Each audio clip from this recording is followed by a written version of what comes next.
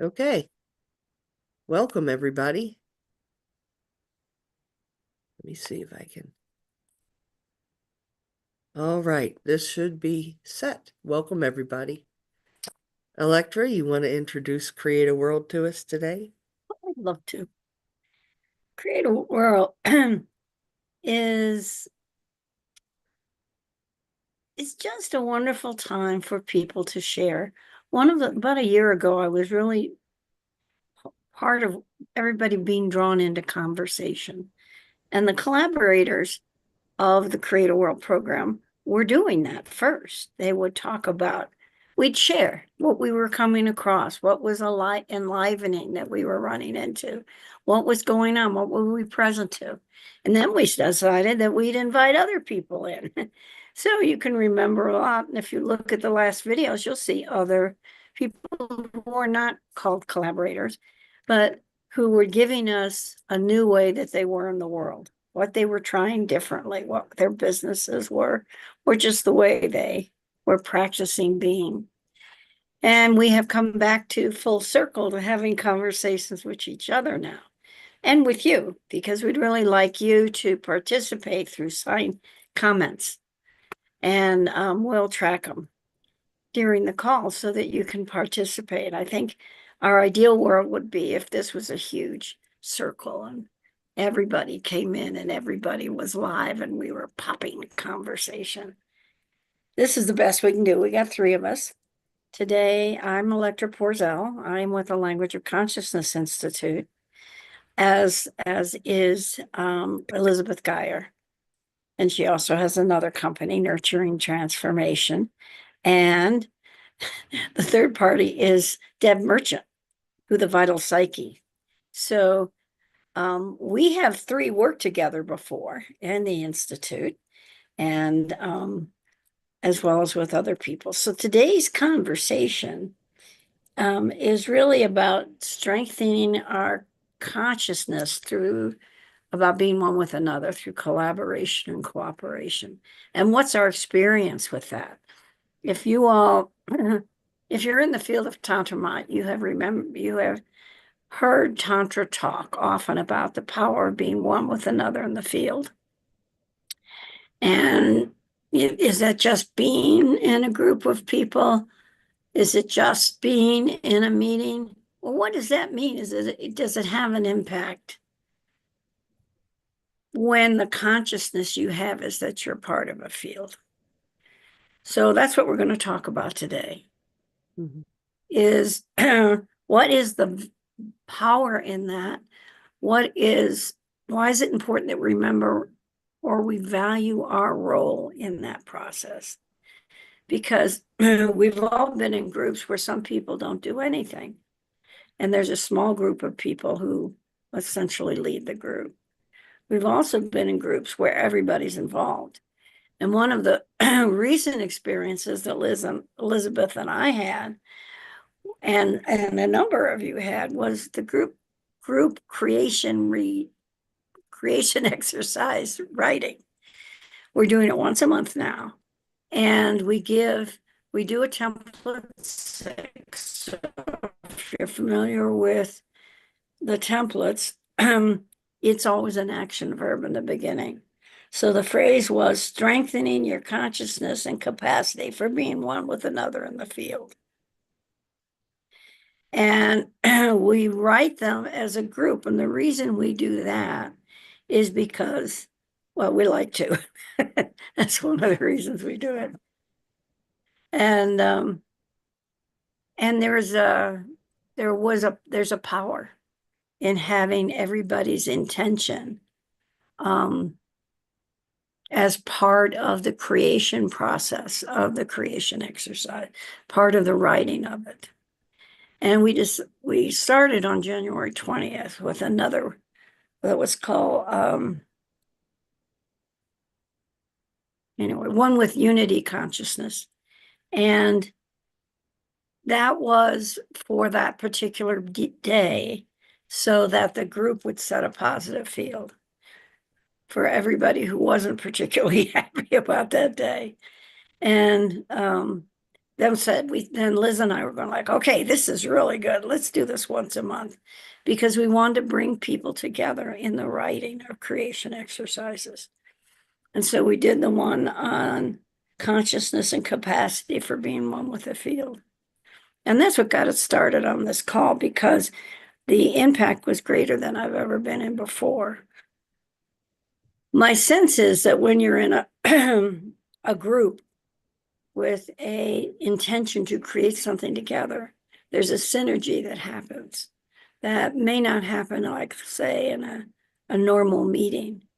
But that synergy, particularly when we got to writing the observing being at the end, was amazing. Just the energy of it. And I got to see that by everybody being part of that writing and offering their phrase and agreeing that the other phrases were life enhancing and life generating, we created a field that was juicy and full of love and cooperation. And it was with the intention that everybody comes to add to and create without having a position of I'm better or I'm judgmental. And that happens, that having to be right happens in a lot of meetings. So anyway, that's why we wanted to do this, because for me, being conscious of the role that is mine to play in a meeting, whether it's just energetic or whether it's language, changes the creation that the group makes. Now, Elizabeth, you were part of that. So you want to talk about it a bit? Sure. It's interesting that as you were speaking, Electra, I went back in time, and it's nice to put a place marker on in history in a way. I come from the education fields. I, as a special educator, had many meetings to attend, and I'm sitting here now thinking, wow, if I had known what I know now back then, which I had an inkling back then. I knew that it was important for me to be a representative of my students. That's how I saw myself. But, back then, a lot of us would come to these meetings because that was a mandate, right? That was part of what we were supposed to do. And, but yet there would be moments of this magic, this cohesive glue that would happen in some of these meetings when we had presenters that were very positive, who sent a positive message, or when there was a situation that maybe was dissonant and then it got resolved, that kind of thing. But I think back to, well, I didn't have the feeling, the knowing then that this being brought something, truly brought something to the party. And let's fast forward to now. So I guess let's stop there for a second for anyone watching and put yourself in that place. Are you in a position in life where you have to go to meetings or you have to be out in the public in some way? And consider how crucial this is. How, we each radiate, I don't know how many hertz of energy, depending on how we're caring for ourselves, I would say, and what we fill this body with energetically. We radiate a lot of hertzes. I don't know if you say it that way. Um, and so what Electra was speaking about is, we had, I don't know, we had 8 or 10 or 12 people. And I've learned through other practices that when we're with a group, what we exude impacts 20,000 other people out there. So can you imagine the amount of hertz that get placed into the pot, so to speak, if you're gathering with a group of people, that's going to amplify out. And that's what we feel, is we each exude this energetic that, many years ago I didn't realize I was, right? That I didn't realize I was part of everything, and that the energy from without came within and mixed with my own energetic signature, so to speak. So that's what I feel Electra's speaking to, is this, when we each exude our own energetic field, that it creates a cohesive field. You can't not really, when you're with a group of people for a common um, event, where you're all, for example, looking at unity consciousness, you can't not become unified.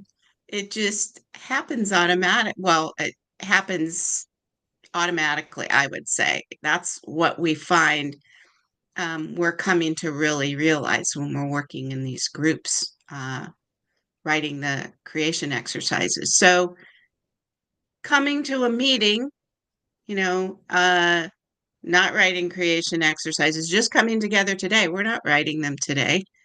We're already, our fields are already, adjusting to the energetic of each other, and bringing now an amplified energetic and a cohesive energetic to the internet. How cool is that? I mean, if you think about it, even sitting wherever you're sitting watching this now, you are exuding whatever you're exuding, right? You're putting out yourself into the field. I mean, it makes a difference. Really makes a difference. And so playing together, getting together for whatever reason, now for me has taken on new meaning. And actually, I'm gonna put that in my hat, because I'm also part of Girl Scouts, and I don't always like to go and be quote social. Now I'm realizing, oh, I need to practice what I preach. So I'm going to you know, practice being that field of cohesiveness on behalf of others. All right, so I kind of went off on a tangent a little bit, but the main piece is being together and writing these creation exercises for a common um, energetic, what I'll call is an energetic frequency. I don't like to say purpose anymore. um, for a common energetic purpose. So let's take building unity consciousness is great. It's Right. So, Deb. because I've worked with you all for a while on, excuse me, teaching others how to use the creation exercises. And for anybody watching who doesn't know what those are, it's a series of, I'm going to call them structured writing practices that really uh, give you access to the fullness of your being. Just by design. That's the short version, and we'd have to have a longer conversation to be more specific, to be more complete about that. But I'm hearing you all say that an outcome of having your own awareness of yourself and relation to other aspects of existence that happens from writing these templates puts you into awareness of your own importance as a piece of the whole world, a piece of the whole fabric of not just your existence, but the greater whole of which you're a part. And we've worked together a long time.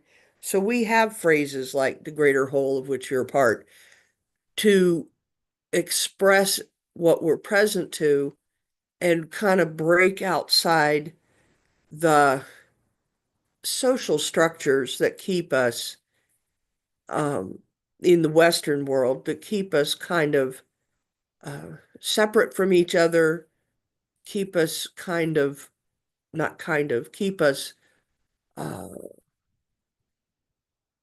reduced our in our awareness of who we are, our capacity, our ability to celebrate life to a large extent. So writing these together, even the people that are used to doing it together, um, had an even greater expansion of connectedness and of emanating their energy out into the world. And, that's a really important phenomenon because part of what's happened in our Western culture, as you all know, is that we have lost the awareness of the connection between us and everything, everything.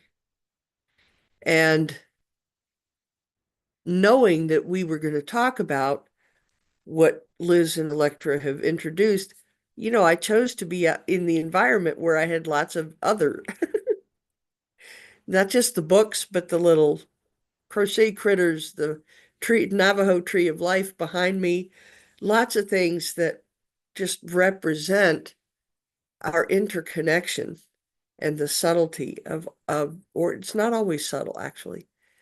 So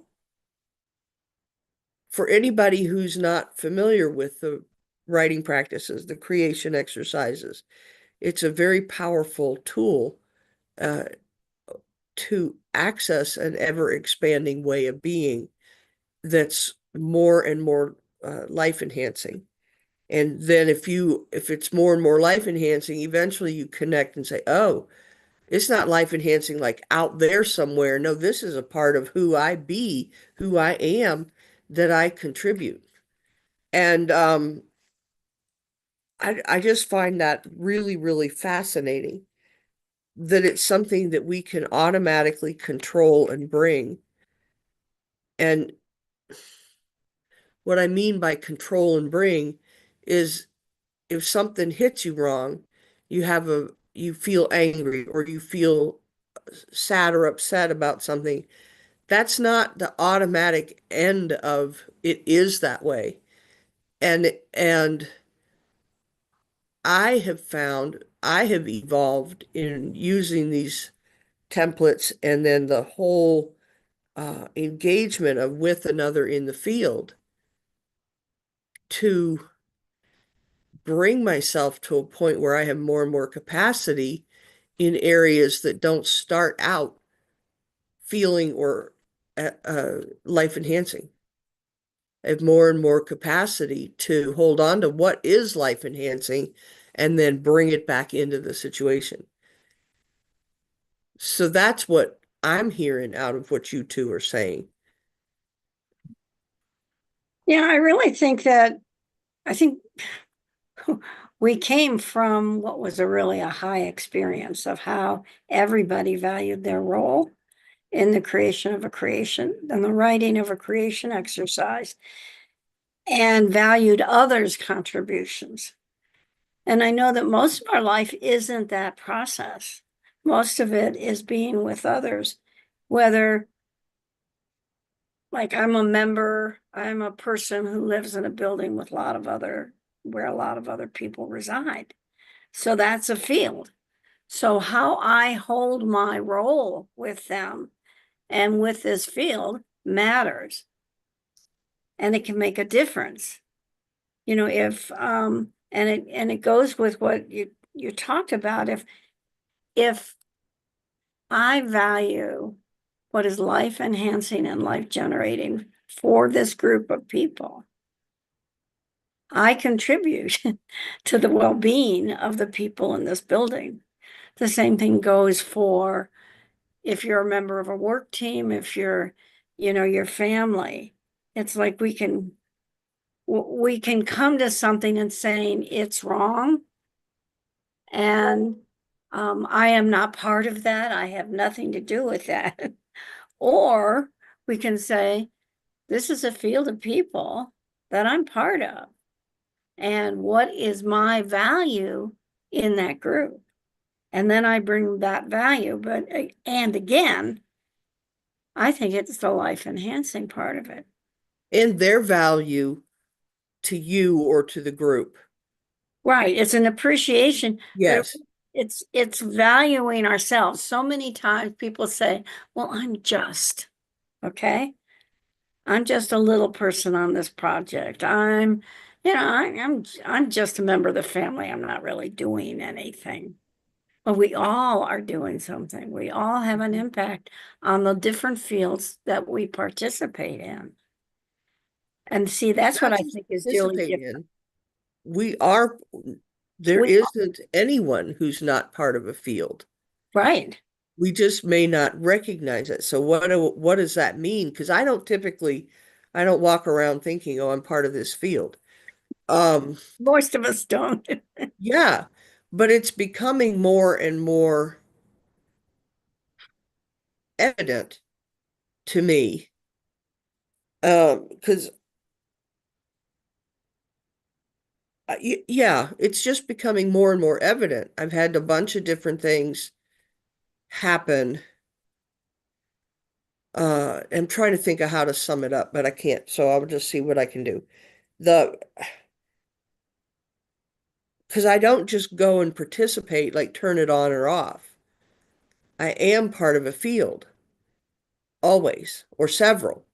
And I'm either active or somewhere in the spectrum of active to inactive at any given moment, whatever that means. But it's never a not that. It's never not that. And I had, like, with the people that you two were writing with, what was it, roughly a week ago? Yeah. Um, very diverse group of people, but everybody's built up a familiarity and kind of come to the party with appreciation of each other and kind of the rules of the game when we come together to write templates with each other is that fundamental appreciation and operating from a resonant state. And I'm thrilled that it went to a whole new level of uh, becoming aware of the beauty and power and nourishment of um, with another in the field. But then I had a couple of engagements in the last, what has it been, a week and a half, I suppose. Um, and Liz, before you joined us, Electra and I were talking about how you and I both had illness run through the whole family. And man, all kinds of stuff gets interrupted and nobody's at their best. And you know, we should be doing this. We should this life should go this way. Completely interrupted. And we still had to, finding with another in the field is not as easy when nobody feels even basically human anymore. And that's, you know, a that's a I don't know, that's not the worst at all of what's happening in the world right now, not by a long shot.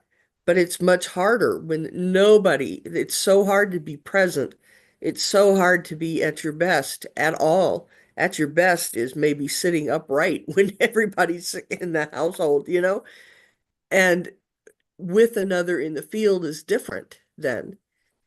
And I had another occurrence with someone close to me that, it was pretty awful.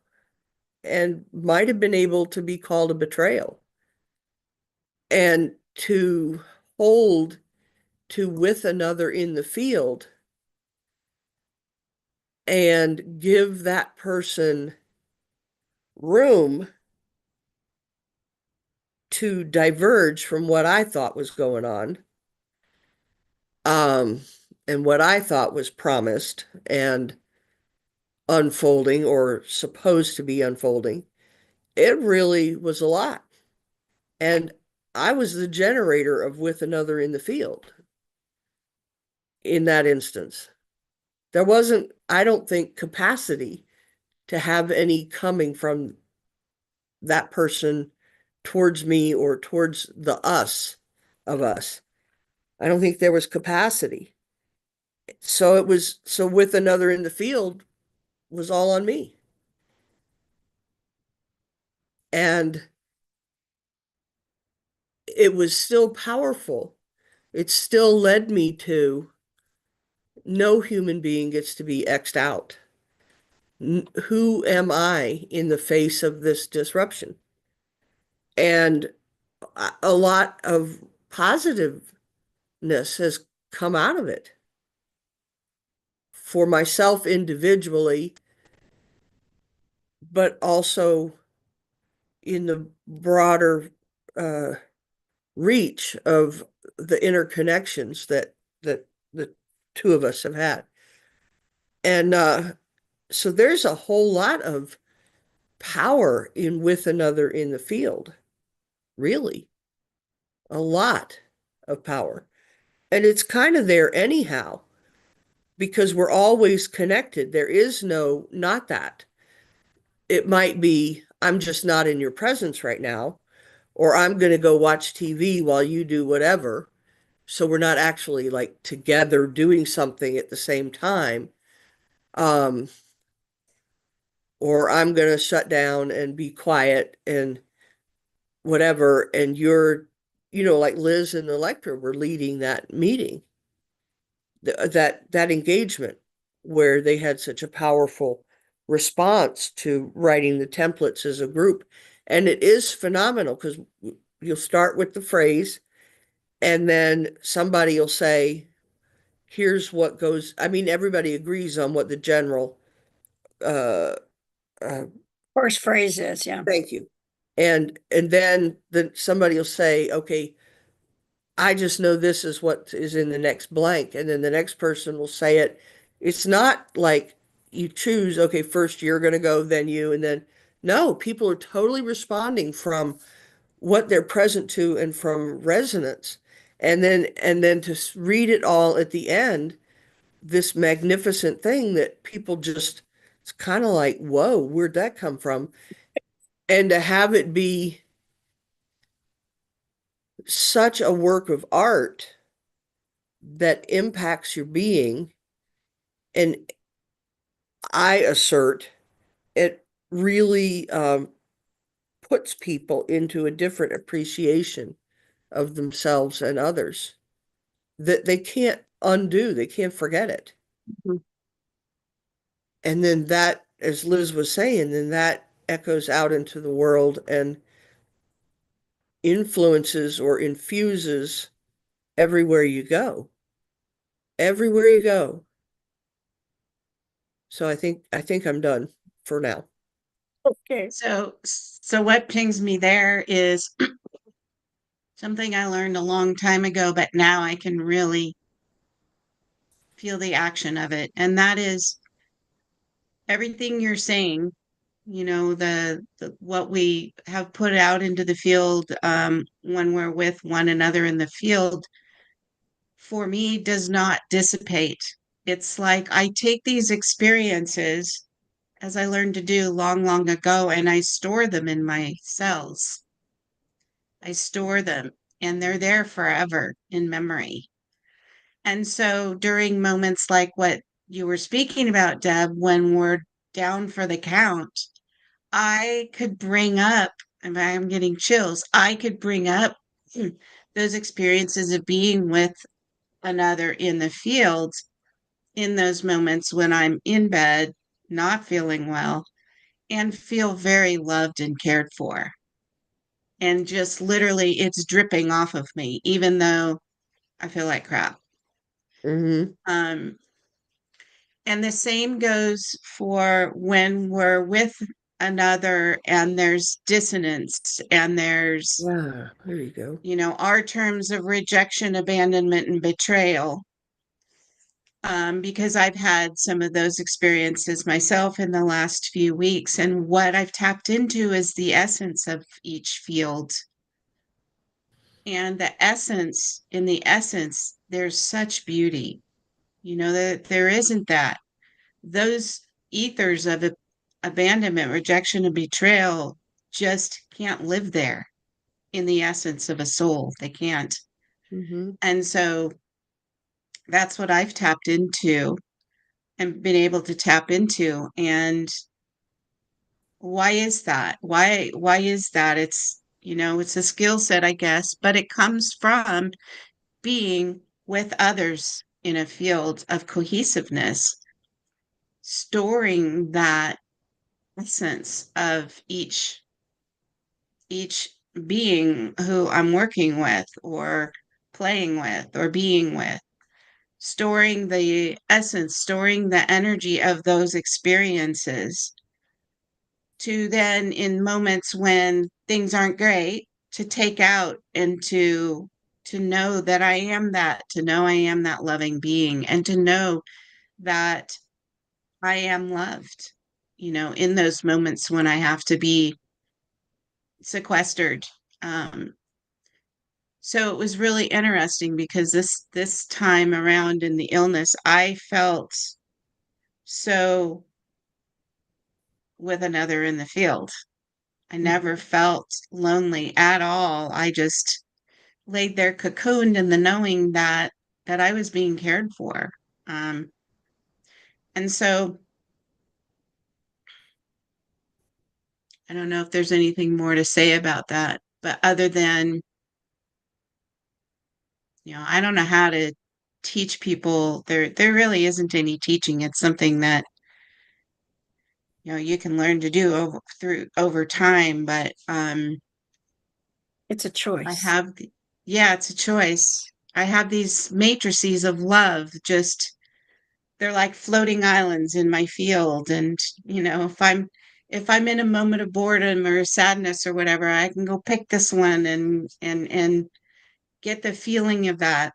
One I've stored is I have a cat who drapes herself on me, and I store the feeling of her fur and that love that she exudes, and she just rubs herself on my cheek. And so that's a matrix that I bring down, and it's stored, and that makes me feel better. So that's another aspect of being with another in the field. That's just there's just So nothing you like did, it. And I feel that from humans too. But you're saying it's not just a one-time experience. It's something that you've actually kept with you and remember and Yes. value, which probably helps you use that memory when you're in dissonant situations, or one Hmm. where you say, I don't matter to this meeting. My opinion doesn't matter, or whatever. Hmm. You can bring in the knowing that, see, that's the thing that strikes me most, is that valuing that we actually do have a role or in the group, whether we speak or not. Hmm. And it's in that valuing, learning to value that we are part of a field, that we are connected to others, and then paying attention to how we build the connections. Because we can be on calls where we don't talk, yeah. okay? But how we attend, pay attention to, participate in, hold the value of what is going on makes a difference to the call and to what goes on to it. So I think that's the most important thing. We know, first of all, for everybody to just admit that you're always part of some field. the field of your original family, the field of your school, the field of your neighborhood, the field of the groups that you now belong to. I think the really question that we all have to do is say, well, how do I value my role in that, what that's happening for that group? Now, I've been in groups that I was very close to, and I stood up for a value that they were not holding, and I left the group. And I left it because it was not, if I stayed with them and agreed to be part of it, even held, they were making very clear a value I didn't believe in, then that would be on me. So by being in their field, I said, no, I cannot be part of this field because of this one thing that you had, as a group, have chosen to be. So so you can leave fields, you can jump, but as long as you're in the field, you're part of what's going on there. And I think we often abdicate our impact in groups just because we don't want to spend the time with them. My suggestion is don't spend time with them if you don't value what the group is doing. Or you may play the role. I've played the role of the one who goes, but did you guys think about this? And that's a role to play to make sure that the end result of what you're involved with, all the aspects and perspective have been presented so the group can hold that. I really think it's about, I think it's about internally us wanting to be with another in the field and hold that we do have some value there, whether you're being the dissonant member or the part of the choir.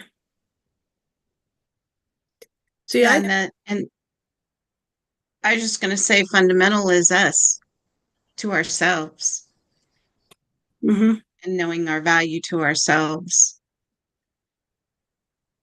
And then we know, even if we go into a group and we're not speaking, then we know, okay, I feel it's just mine to hold the field right now. I don't have anything that I'm relating to and or resonating with in this moment, but I know I'm supposed to be here and I'm holding the field. And then if something arises where I know that I can contribute in that way, then I will. Go ahead, Deb. Sorry. I'm hearing that, well, so in how I've grown into with another in the field as a, card-carrying member of the modern Western civilization. Um, First, I became awake to, however that happened, I became awake to with another in the field is always there. Always there. It has nothing to do, or not necessarily much to do, with what I'm doing or what role I play. And it can express through what I'm doing and the role I play. And then I have the capacity, once I'm awake to this phenomenon called with another in the field, then I have the capacity to learn about it, choose it, because I had to actively choose it in that situation that I could have stopped at I've been betrayed. I could have stopped at that truth, and that would have been something that I absorbed and emanated about this situation for maybe however long, could have been the rest of my life. Fortunately, it was just a few minutes. Well, maybe a day, but relatively few minutes. And what was because of all the engagement and coming awake to everything you two are describing, I could choose how I placed my being I could choose what I was after accessing and building. And I think that starts with becoming awake and aware too. It's always there. It's always there. There's never not that. And then the next layers would be, what's mine to do? Who am I in this matter? And like you were saying, Electra, it might be just sitting quiet, what I'd call holding the space in such and such. It might be saying, no, this isn't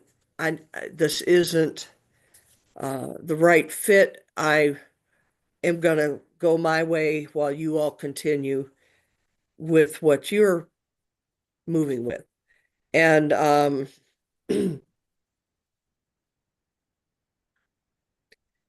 it's I the I don't know. I don't know. I think that what I'm trying to say, I'm having trouble with too. I'm having trouble putting the words to it as usual. And Good thing. because then there's out beyond us, like you mentioned, the Girl Scouts, and you don't really enjoy the socializing. And for me, in the system we're born into, there's kind of prescribed ways of getting together and engaging and being with each other. Family is one that's supposed to be a, really big deal, but that can be like a flea hitting the lid of the jar too. What if your family doesn't meet whatever you see on the movies? It doesn't look like that, or whatever people call normal family. There's a heck of a lot of families that are fabulous and don't look like that at all. Mhm. So there's family, and then there's, like the socializing at the Girl Scouts, or then they're socializing after church. And so there's certain ways, that's kind of what I mean by redacted. For people who really enjoy that and need it and get energy from that, those are all fabulous expressions of engagement. Fabulous. I'm not quite there. I don't know if I ever will be. Occasionally I am, I suppose. But it kind of, in the system we're born into, it's sort of like my experience has been that's the height. And then there's the what's beyond is not always in appreciated or moved with until you find other people who will move with you in those ways. But the with another in the field is, I don't know, it's just always there. And then, I think about uh, people who are affected by a lot of different difficult social uh, structures, or, marginalizations. And I'll probably never meet most of them. What's my role? How could I possibly make a difference? Well, through writing templates with the groups, or prayer, or lots of other ways of emanating energy to connect with others. It's when I'm listening to you, I'm thinking, it is your own personal alignment with creation and with the earth. So I always go, if I'm vibrating in that and I have the resonance of that for me and the truth of that for me, I bring that wherever I go. And other people, it impacts them in one way or another. So we always need to do that expansion of our capacity to be one with creation, and recognize that in that we are also one with everybody in the field. But it's this Mhm. inner alignment. that really gives us choice as to the role that we play. I may hold the space. That may be my function to best support this group or this call, whatever's going on. And it may be mine, like the situation with the church I was in where I had to leave. I chose to leave, was that my alignment was what I thought was the highest truth. And if they were not going to do that, I let them know why, because I'd been part of the discussion, but I left. And so we make these choices of how we impact the field. And we always make the choice about how we create the power of that field, I think. And in writing the creation exercise, for the most part, when we've taught it as an individual practice. It's one of the best, I think it is the best tool for us to constantly be able to come back to what is my deepest truth? What is my deepest wisdom? And an awareness of that connection with creation. So we are paying attention to the more of us, to the greater spirit that we are. And in holding that truth about who we are, we impact all the fields that we're part of. Not just our family, our friends, the groups that we belong to. And I think the importance is just to recognize that, first of all, that even if you are valuable. Mm-hmm. And a lot of times people think they're not. They don't need me. I'm not going to say anything. Oh, I'm not going to go because, blah, blah, blah, blah, blah, blah, blah, blah, blah, blah. But even in your own resonance, or more so because of your own resonance, you're valuable. And that's why I think that's what came up on that a week ago when we wrote that template. Is people were each in their own vibration of what that phrase meant to be. So they were already like, and they contributed. And I loved it. They was somewhat person would say one phrase and somebody said, oh, let's put this other word in there. So instead of being a 2-word phrase or a 3-word phrase, it became a 6-word phrase. But then everybody came back and checked in themselves and said, yeah, oh God, yeah, that's good. Okay, let's go to the next one. And Liz likes to capitalize a lot of words. And I said, why are we capitalizing that? And she said, because I want to. and we recognize that in the capitalization, let's say you move from a lowercase f to an uppercase F, a lowercase c to an uppercase C, you change the field. You change the whole thing that creation exercise is holding. And that's the power of it. I think that's why this works so well, is nobody said I'm better than anybody else. Everybody was coming from their own alignment. And that's how this collaboration, cooperation, connection, just, you can see it as a great fountain of energy. And we don't often get, in my lifetime, I haven't had that experience so often. And that's why it was brilliant. Is brilliant. But it's us first. I guess that phrase sounds, like, I'm looking at myself. I'm so special. No, you're not coming from that viewpoint. You're coming from a real alignment with your spirit, with creation. And then allow that thing to open up and create great beauty, great fun.